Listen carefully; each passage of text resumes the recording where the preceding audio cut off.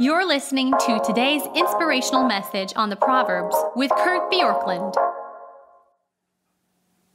Today, as we come to the end of considering Proverbs 25, there are two verses toward the end that highlight again something that creates relational disharmony. Here's what we're looking at. Verse 23, the north wind brings forth rain, and a backbiting tongue angry looks. Verse 24, it's better to live in the corner of a housetop than in a house shared with a quarrelsome wife. The north wind is used here as an image of something that wasn't really seen as a source of rain in Israel, but something that was unexpected and usually brought damage to the crops because of the way that it would come. And so a backbiting tongue would bring about damage and anger when it was known. And backbiting here has the idea of something said in secret. And if you think about it, one of the hardest things is when you say something that you didn't intend for somebody else to hear, and it wasn't particularly flattering, and then the person hears it and they say, oh, that's what you really think. Have you ever been in a situation where you were just having a conversation and somebody was in the next room and you didn't realize they were in the next room, and maybe you said something about them that wasn't particularly flattering, and then they walk into the room and you realize that they heard it? That is the idea of backbiting.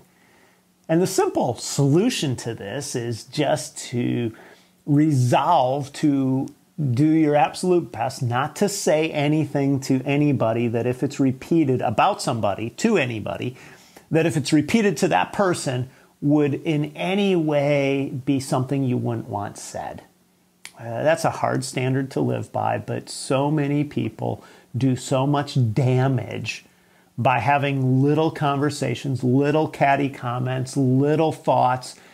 And if you just assume that one day everything you say will be known, then you eliminate so much damage that comes from a backbiting tongue. And then the second proverb is this: it's better to live in the corner of a housetop than in a house shared with a quarrelsome wife. And the quarrelsome wife here, the word quarrelsome is a word that means somebody who's just constantly in contention, opposing, picking at, demeaning the ideas, the choices, the way that somebody goes about life. Now, some of you may say, well, I already married that person. Now what do I do? Because it's really saying don't get in a relationship with this person because you'd rather have very little space and peace than a spacious house and somebody who's constantly picking at you. But today I just want to say this, and that is, understand the impact of constantly finding shortcomings in people that are close to you and pointing them out or verbalizing them. Now, I realize if you live with somebody who you say, but they don't do what they should do, they aren't coming through with this, that what you may think is if I don't say something to them, nobody else will.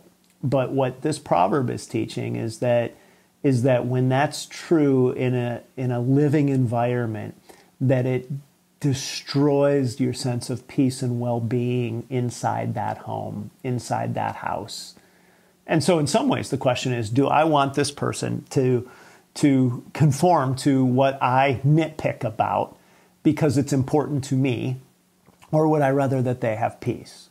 If you think about this may be an example that isn't about a spouse, but if you say have a son or a daughter who lives in your home and you've tried to teach them how to keep a room clean and they refuse to keep their room clean, and you just nitpick and crab about that all the time, at some point that becomes an annoyance. Now, I realize there's certain cleanliness standards and respect for the house and all of those things, but you almost have a choice. Am I going to say, clean your room, clean your room, clean your room, or say, okay, you want to live in squalor, go ahead. Now, again, different ages, different things. A kid is 6, 7, 8, 9, 10. You need to have some, this is what you need to do to train. But at a certain point, all that becomes is nagging. And when you do it with a spouse, with somebody you're close to, it communicates that I value other things, my sense of well-being, more than I value you.